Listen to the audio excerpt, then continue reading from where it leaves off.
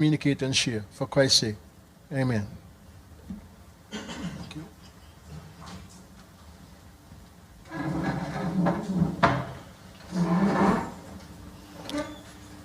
Thank you so very much, Pastor. At this time, I'd like to acknowledge the arrival of Permanent Secretary in the Ministry of National Security, Ms. Cecile Hull. The protocol has now officially been established. This morning's proceedings will go as follows. Commissioner of Police James Sutton will give his opening remarks and provide a comprehensive update on the national developments for the past 2 quarters of 2023, after which the floor will be opened to the media for questions. And now, call Commissioner of Police James Sutton to the podium.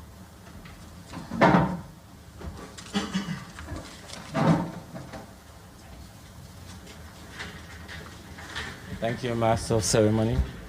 Kindly allow me to adopt the protocol that was so ably established as I bid a pleasant good morning to all. Firstly, I would like to express my sincere gratitude to you all for attending this, the second press conference of the Royal St. Christopher and Nevis Police Force for the year 2023. Since our last official interface, much has transpired, to say the least. Today, I seek to provide, among other things, a comprehensive update on our activities, successes, and ongoing procedures as Commissioner of Police. For the year 2022, the police recorded a number of successes. There was a decrease in major crimes overall. We recovered a total of 16 illegal firearms, but regrettably, there were 11 homicides. In the first quarter of 2023, we recorded a further decrease in major crimes. However, the second quarter of the year, we saw a significant spike in homicides. Although the police have recovered a total of 20 illegal firearms in the first half of the year, the number of civilians who have unfortunately died now stands at 16. This dark trend will be stopped, and the misinformed individuals who perpetrated it will be brought to justice. Criminal activity must not be allowed to find safe haven within the fabric of our society. The police, having been diligently working in collaboration with the St. Kitts Nevis Defense Force to curb the surge of criminal activity. To this end, we have already put in motion several initiatives and strategies aimed at increasing efficacy of our methods and the intensity with which we seek justice. One such course of action was the High Command's decision to increase mobile and foot patrols and community engagement nationwide. This change has been met with much appreciation from the general public, as dozens of persons all over the country continue to express sentiments of gratitude and appreciation to the patrolling officers. The police force has sought the assistance of Dr. Edwin Powell, a highly trained national security specialist from the United States. Dr. Powell is no stranger to us, as he was previously in the Federation just this past April, when he facilitated 2 training courses. One executive leadership course for law enforcement and national security personnel, and one community policing training for police officers from the ranks of constable to sergeant. He imparted invaluable expert knowledge and skills, and his leadership and guidance were well received. Indeed, we look forward to working with him once again, though we wish it was under less somber circumstances. Another course of action we seek to take is the utilization of Section 10 of the Island Constables Act. This permits the police force to temporarily enlist former law enforcement personnel to assist in our peacekeeping endeavors in extreme circumstances or emergencies. These persons will be enlisted to serve in the police force for a period of 90 days in the first instance. At the end of this period, the national situation will be assessed, and the High Command will determine if an extension of the time is needed. The High Command has also taken the decision to upgrade our information reward system. As of yesterday's date, any person or persons who provides police with information that leads to the arrest and conviction of criminal elements is eligible to receive a monetary reward of up to $25,000. There is a common saying that goes, "There is no rest for the wicked." Hear me saying this, hear me when I say so too. Shall it be for those of us who toil in the name of peace, justice, and security? As of yesterday, June 6, 2023, all vacation and personal days for police officers have been suspended. The Royal St. Christopher and Nevis Police Force will not rest, hesitate, or falter in the pursuit of peace and justice. Though the words comprising this particular sentence may be simple, it is imperative that everyone hearing my voice understand that this is the furthest thing from simplicity. As police officers, our jobs are among the most difficult in the Federation, and yet the loyal men and women of the police force have committed to give even more of themselves to the restoration of national law and order and the safeguarding of all citizens, residents, and visitors. This august body is comprised of human beings, mere mortals who habitually sacrifice the best part of themselves to protect and serve everyone within our country's border. They have sacrificed a significant number of their freedoms and rights. They continually sacrifice of their family time and leisurely activities, and they almost forgo the simple pleasures in life. All this and more they do for people and for their country. I am eternally grateful and deeply proud of my officers and all that they have done and continue to do. I sincerely thank every one of them under my command.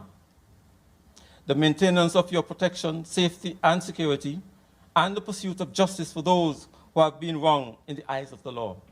This is the mission of the Royal St. Christopher and Nevis Police Force. In short order, citizens and residents will realize an added increase in law enforcement presence and procedures nationwide. Inevitably, this will cause some measure of necessary inconvenience to the daily routines of many. Try as I may, however, I cannot fathom any greater inconvenience or discomfort than the violation of one's right by some social menace, especially the heinous cutting down of our own young people in the streets. Hence, we will do what we must to return our nation to a state of normalcy. We have been doing and continue to do our part. The time is now upon us where you, the people, must meet us halfway. The solution to ending crime and violence is not a magical. Peace cannot be restored by snapping of one's fingers. Instead, it is born in diligent work, fervent prayer, laser-like focus, and an immovable determination to succeed, and strong social collaboration. Help us help you. Before I close, I humbly ask that everyone hearing my voice remembers the Royal St. Christopher and Nevis Police Force in their prayers. With God on our side, the public's support and cooperation, and some expert assistance, I am confident that we will overcome and justice will prevail. Thank you for your kind attention.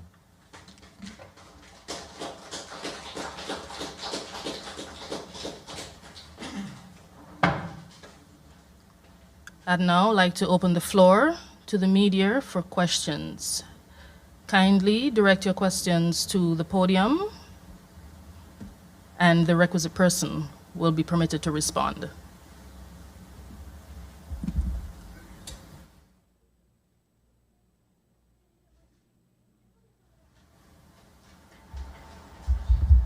Good morning, Glenn Bart, SK Newsline.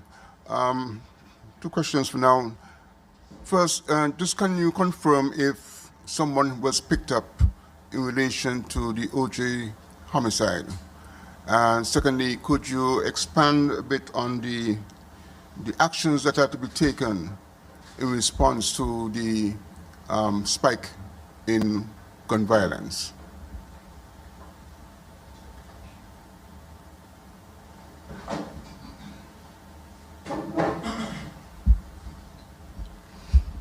Thank you for your question. Good morning. The answer to the first question is no. That matter is under investigation. In terms of the Commissioner would have outlined a number of initiatives that we are pursuing to stem the flow of violent crime. There are measures being taken on both the preventative side, as outlined by the Commissioner, as well as the investigative side. We are pursuing our leads. We are making progress in these investigations. We are receiving the cooperation of the public. We are applying all science, the science and technology in all our efforts to arrest the situation. And we are confident that our actions and our efforts would eventually prevail. We urge patience as we pursue these matters. These crimes are not an event. Investigation is not an event, it's a process, and we have to get it right. The officers are committed. We're gratified by the support that we are receiving from the public, and we can assure you that at the end of the day, we will arrest the situation.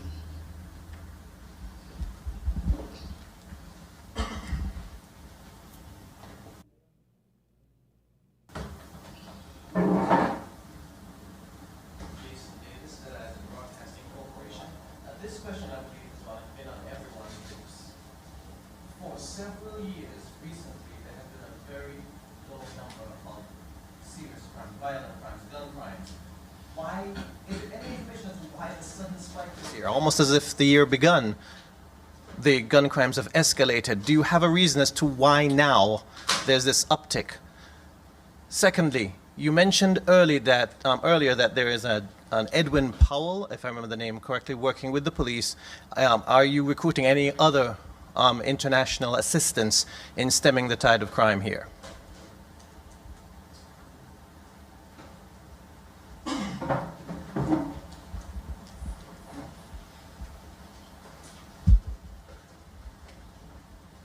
Good morning.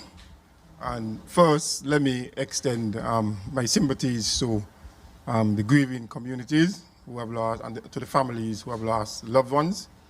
I want to also adopt the protocol that was established earlier. And I'm thankful for the question that you asked. Well, I would approach the question by saying, in any society, all right, there would always be a lull, and sometimes you would find a spike. However, the government have implemented a number of measures that were contributing significantly to the reduction in crime. All right? And no system that you would put in place would ever be foolproof. And we should be aware of that. Persons who were engaged in some of these programs, they were, quote unquote, using the program to their advantage. All right? And as a result, we are seeing what we are seeing today. Persons who we were bringing to the table and who we were forging peace amongst, all right, have been, in our view, using the program to their own benefit and using the program to perpetuate crime. And this is the result that we are seeing perpetuating in our communities today. However, I want to say that the police, we will be relentless in our effort to control the scourge that we are seeing. We understand the cries of the general public, and we're going to put all that we have to put together lawfully to combat these incidents of violence that we are seeing in our community.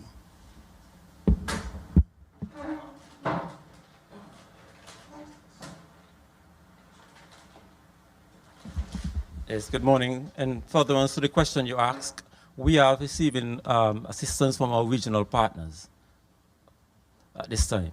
So it will be done in a step phase manner in that regard. German Abel, SKN Vibes. Commissioner, just a quick follow-up on your point. When you say international assistance and regional assistance, would you say that we're also going to be seeing the RSS coming to St. Kitts and Nevis to assist now that we're heading into the music festival period? And then I'll follow up my other questions. As I've said, our strategy is step like it will be done in a phase manner. We have reached out to our own local, because when we use local or former law enforcement officers, it's an advantage to us because they have local knowledge. So at this time, I have the RSS on standby if the need arises, but not at this moment. Two quick questions from me. One, okay, just another follow-up. You spoke earlier about major crimes, but you say major crimes were down, and some of it were up for the first half of the year. Can you just give us some specifics, specifically numbers, when you talk about major crime and which categories of major crimes you were referencing when you spoke to that? Looking at the 16 homicides that we would have had for the year thus far, can the police say whether or not any of those homicides are linked, and weapons used in the commission of those crimes, whether or not those were also connected to some of those homicides? And on this specific topic of guns, can you say whether or not the police is suspecting that a lot of the weapons that were used in the commission of these crimes are coming in via, or people are bringing these weapons in via specific parts and then retrofitting them while they're here in St. Kitts and Nevis? Okay, with regard to the nature of the investigation, it would not be advisable for me to comment on that in that regard, whether the offenses have been linked in any way. We don't make guns here. So the guns, majority of the guns thus far would have been illegal guns that have been used, but that is, I'm speaking at the top of my head. Okay, with regard to the first part of your question, we, for example, overall, when I speak, I talk about major crimes, all the felonies that I'm speaking about, homicide. For example, when you speak about the major crimes, we saw increases, for example, in robberies and homicide. Those are the two areas that stood out when we look at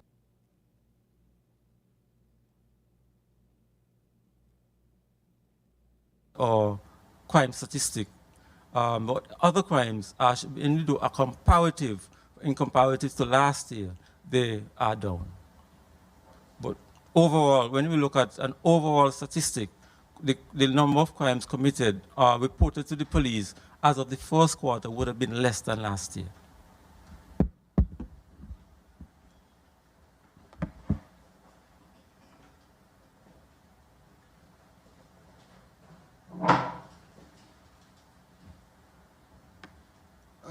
I'd like the Commissioner, if possible, to comment on the readiness of the investigative department and the forensic unit as well. How strong are these two components of law enforcement, and are they prepared, are they resourced enough to actually do the job that is necessary?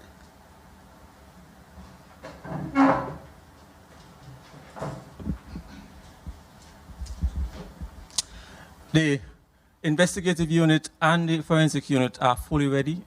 but the police can only do as much, because even though you have the technical, the technical training, you still need that human touch to support what we are doing. So if we can get the cooperation of the general public, that will cement what we are doing.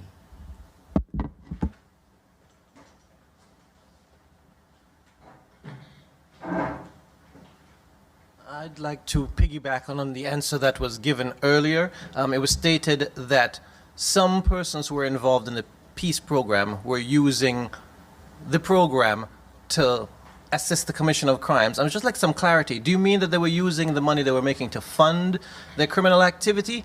And if that's the case, isn't it risky keeping them on the peace program?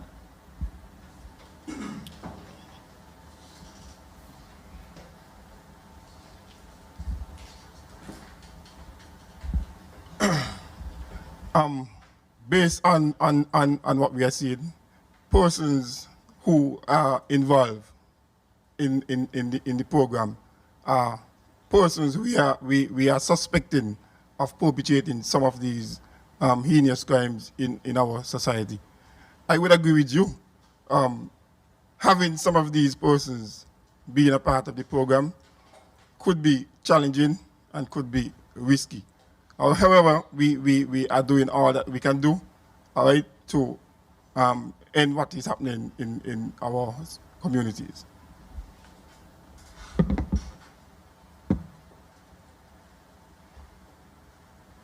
Two other questions from me. One, is the police suspecting that the hit for hire scheme is still continuing in the commission of some of these criminal activities, especially in light of the free movement across the St. Kitts and Nevis?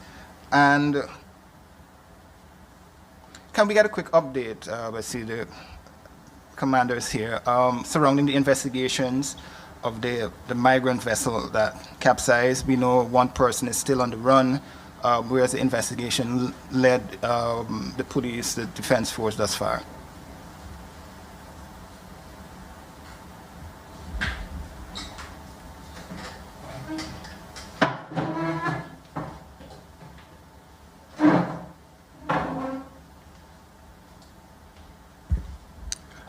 Good morning, all. I want to first thank the Commissioner of Police to invite me to his press conference. And my presence here this morning is to give the general public assurance that the Defense Force is fully behind the police force in the crime effort, the crime fighting effort. Reference to your question about the investigation, at this time we are still investigating. We have not come to any conclusion concerning that matter. We are working with the authorities out of Antigua and also out of St. Martin, because the vessel end up in St. Martin.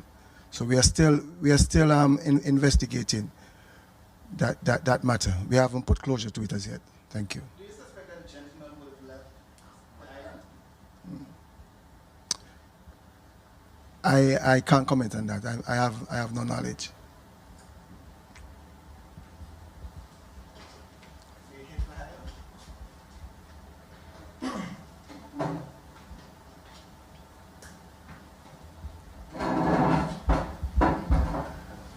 With regards to that question, I would answer by saying we are looking at crime from a transnational avenue or standpoint. All right, so we are not ruling out that. Any leads or any avenues we can pursue with regards to what we are seeing, we intend to follow and do the best that we can do.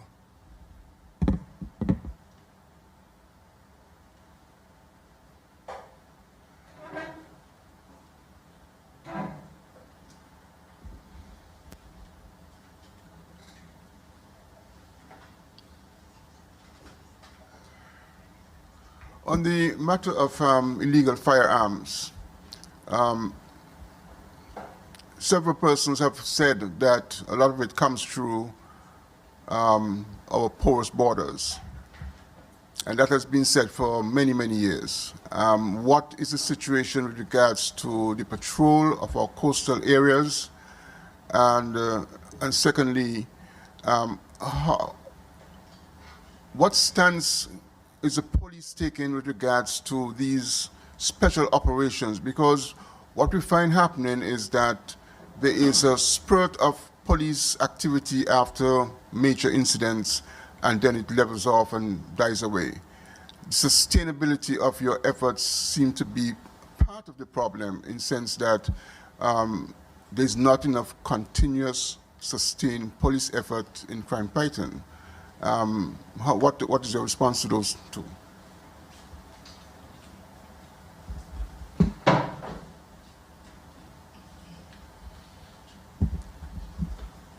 Thank you for your question. Let me deal with the last portion. Yes, we look at sustainability, because when we look at when we implement an operation, there's a spike and then there's a lull. But what we are doing from a policing standpoint is to have the community engagement in our operations at this time, because the police will not be out there 24 hours. So we are seeking the partnership of the community in many of our initiatives. For example, presently we are in discussion with the Ministry of Education and Social Services, because we want to believe if we address our young children at an early age and nurture them in the right direction, that will transform in the rethinking of the violence that we are having. Because I will give you an example. Parenting, we realize, is one of the issues that we're having. Some parents may tell their children that anyone hit you, hit them back. And some children go with that attitude. You might tell your child, make a complaint. So we need to have a common ground in that respect. That is one area.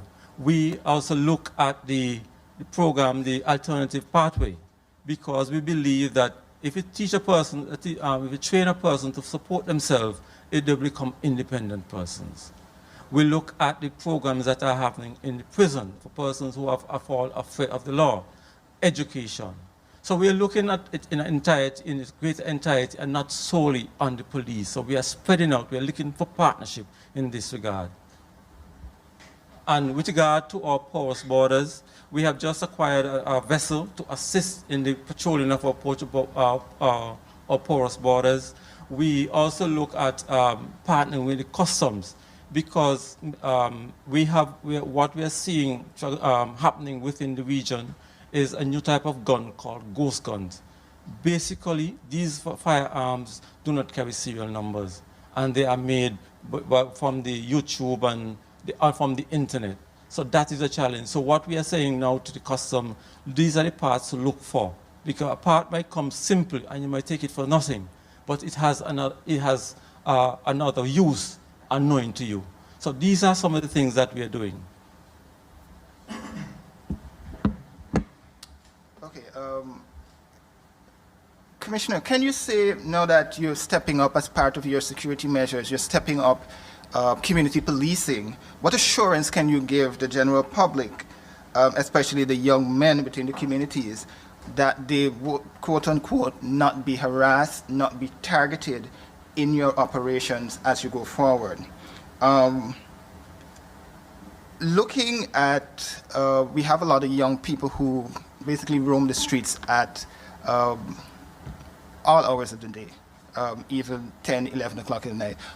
Would the police be enforcing that curfew measure that a lot of young people, especially those who are, I think it's under 16, and don't remember the exact age, who should be out, who should have a parent with them at the time?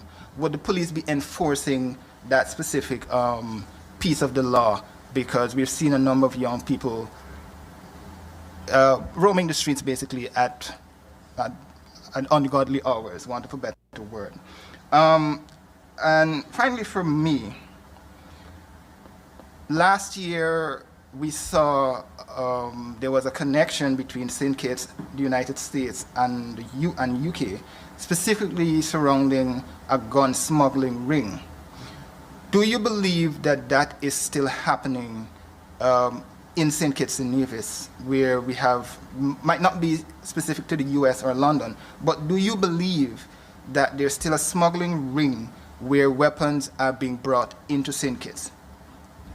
Okay, let me deal with the last part. We only know that there's a smuggling when it is uncovered. So the possibility exists because we do not make guns in the Caribbean.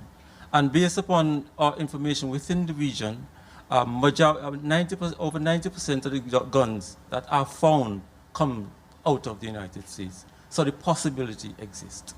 With regard to juveniles roaming the street, I expect the police to apply the law as is, but at the same time to use the discretion, because the law gives the police that discretion. I cannot guarantee you that the police will not do their work. I expect the police to go out and use their judgment in applying, because if you don't want to stop and search, you're defeating your job as a police officer.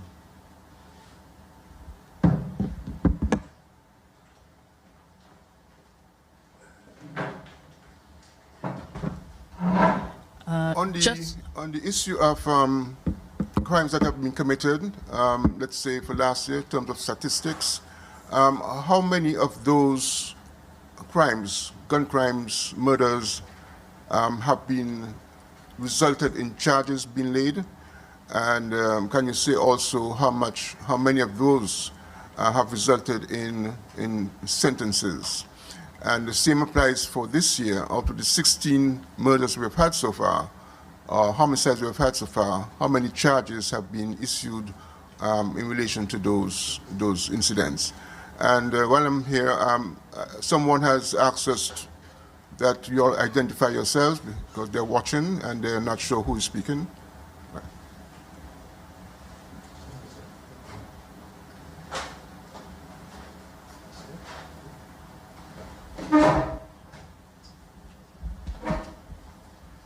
You are referring to last year in terms of the detection rate, you mean? Detection rate, yeah. And That- charges laid against persons committing those crimes. The detection rate for last year was 39%. 39%. Okay, so that means that you have laid 39 charges against individuals. That is correct. What about this year? This year, the detection rate is 33%. That information will be provided by the police organization. This year's, what you would find as the year progresses, you would find that more and more offenses would be detected because they are at various stages of investigation. But so far for the year, we have had a detection rate of 33% in respect of all crimes.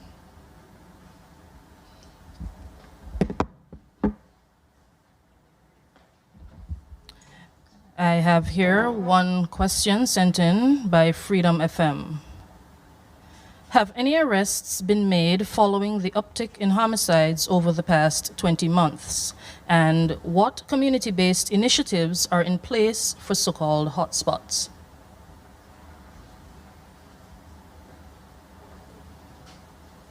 ACP Mitchell will address the questions.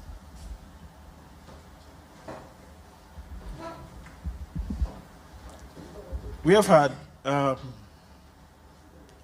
in terms of homicide, we have had a detection rate of 73% last year. That's 12 months. So far for the year, we have resolved or identified suspects in respect of 2 of the homicide. You could do the maths.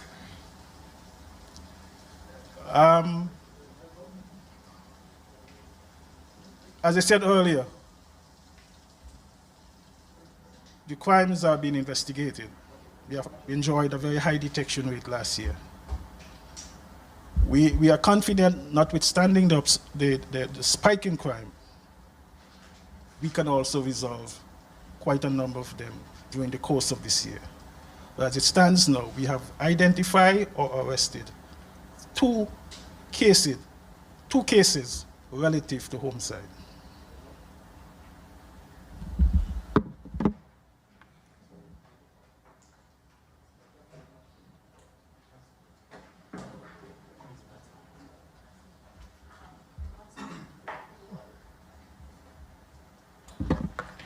Assistant Commissioner Adams, responsible for operations. With regards to the question you asked about what is being done in the hotspots, we have implemented a strategy that we call hotspot policing, and it is basically increasing our presence in the various hot communities. We implement our community outreach measures.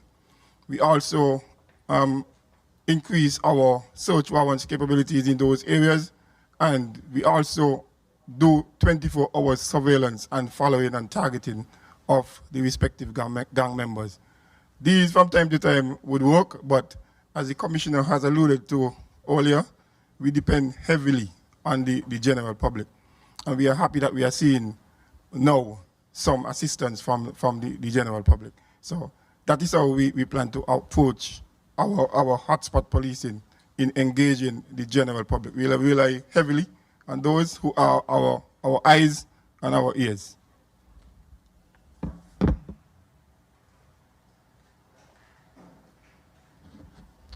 Another question sent in by Freedom FM. Are there any specific actions or arrangements being put in place for the St. Kitts Music Festival 2023? I can officially let the media know that discussions between the police force, the defense force, and the Ministry of Tourism are ongoing, and at a later date, a full update will be provided to the public on this matter. Jason Davis from ZIZ Broadcasting Corporation once again. There has been some concern about the Reggae Beach port area, particularly since there was a break-in recently. Are any special plans being put in place to secure that area? Also, there is some concern where the police have been asking for the public's help. However, among the general populace, there's a fear that people who speak up will be targeted. This is a small community and people tend to know people. What security can the police offer to persons who want to help but are afraid? Third point, there's also the fear that there are persons within the force that are tipping off members of the criminal element as well. What's being done to address that?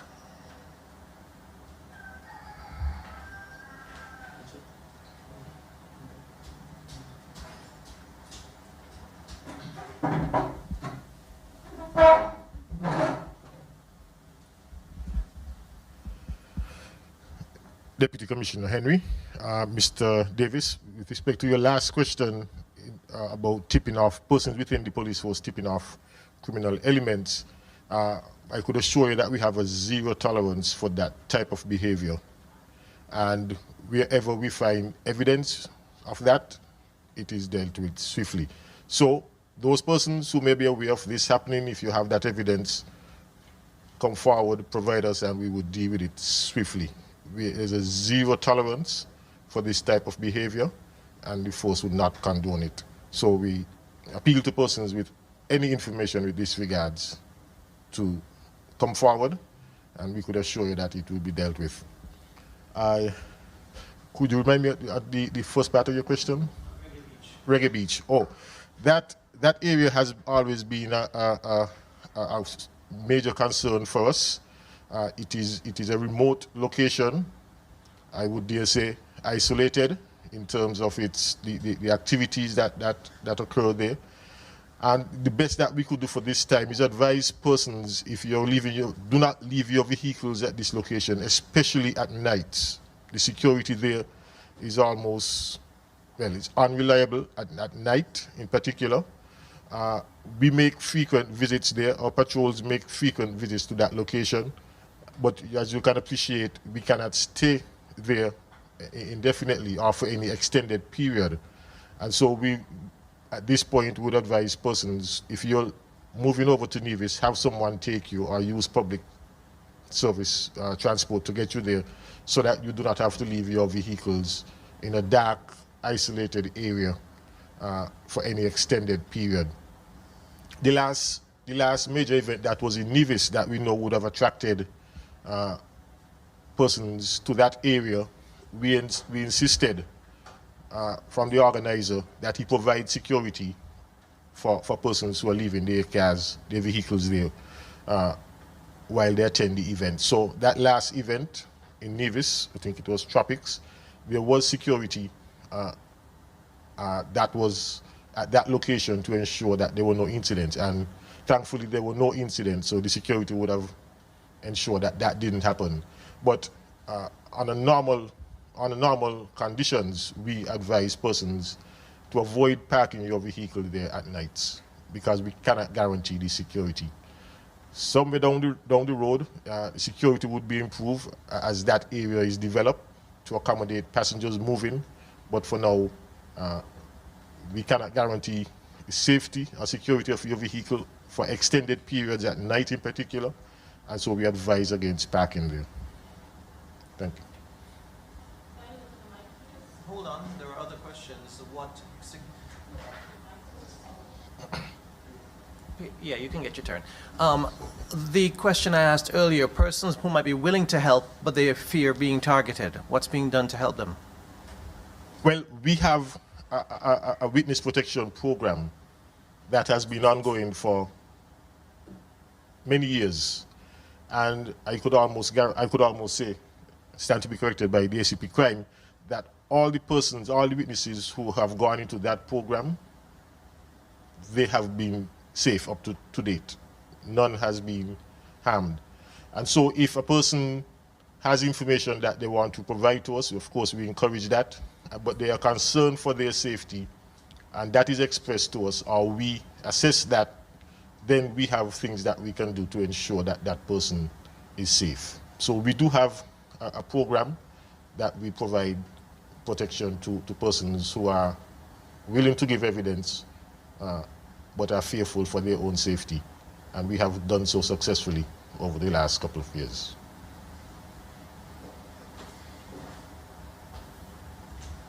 Just two quick follow-ups. One, can you speak to, you're talking about Reggae Beach. Can you speak to reports of that incident where there were a number of vehicles broken into over there specifically? And while we're on the topic of witness protection, there's some concern that the program itself is not doing its intended, or what it was intended for, because people are saying, even though the program is there and for us to come and testify, it is only working if there's a successful conviction of that individual who's being prosecuted. But outside of that, if there's no successful prosecution, then we're left on our own. Can you address that? And specifically, I don't know if you can answer this part, specifically, how long is that person going to be on the witness protection program? Well, to begin with, you will remain in the program until trial. And depend on the assessment or risk assessment, then you will remain up to a year after trial. And if the threat is still high up to that point, then it will be considered, you will be considered for further extension. So we do not drop you off the program as soon as the case finishes. We assess the risk and we extend the time accordingly. Prior to the case, well, between you giving the statement and the trial, of course, you'll go into the program almost immediately. Once you have come and committed evidence or information to us, then you'll go into that program and remain in the program, as I said, until it is safe. We assess that it is safe for you to leave. Of course, it's always dependent on how much you cooperate, because we cannot force a person to stay. And so once you're willing to cooperate and abide by our advice, you would remain in that program until we think it is safe for you to leave. And it is not limited to St. Kitts. The protection is not limited to just being in St. Kitts. We have witnesses who are all over, internally and otherwise. Reggae Beach, we had at least four reports of vehicles that were broken into. In some cases, the vehicle was just damaged. I guess there was nothing in the vehicle to be stolen. And there's some reports where the vehicles were damaged and valuable items that were stolen from the vehicles. Damaged to get the vehicle open. The glass was broken in order to open the vehicle. Of course, you could appreciate that there will be no witnesses around. There are no CCTV cameras in that location. And so it will be difficult to know without any lead who would have done that. So those matters are still under investigation. Our crime scene unit would have done the best that they could. And so the matter is still open and under investigation. Should any further developments in terms of a suspect being identified, then that will be pursued. That's it. My last question, I'm glad you mentioned it just a while ago, CCTV, because there's talk going around that some of the cameras are not functioning. So can you talk to us about the system itself? Is it fully functional? And if so, what else do you need to get it fully functional? The system is fully functional, but like anything else, from time to time, you would have some cameras that are down for various reasons. Sometimes power outage might be in an area. Sometimes there might be a surge, electrical surge that causes damage to a switch that would cause the cameras to go down. Sometimes we have instances where other utility workers, like the cable, flow, those other utility workers, they will go on a pole to do work, and they would inadvertently damage a camera or one component of the system and cause the system to go down. We have issues of interference because part of the system is wireless. We have issues of frequency interference from other service providers. We have an internet service provider that is wireless. We do get some frequency disturbance, and so it causes some malfunction or some dysfunction in the system. So from time to time, we have these issues where some cameras are not functional for various reasons, but we try to work through those to ensure that we get them back up once they're identified as being down. But most of the cameras are usually up, but as I said, we must admit that from time to time, some would go down for various reasons that are totally beyond our control most of the times. But we do our best to get them up and keep them up as long as we can.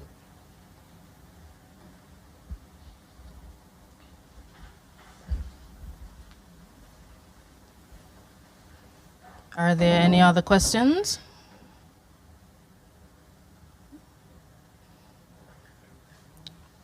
Then at this time, I wish to thank the media for attending the Royal St. Christopher and Nevis Police Force's second press conference for the year 2023.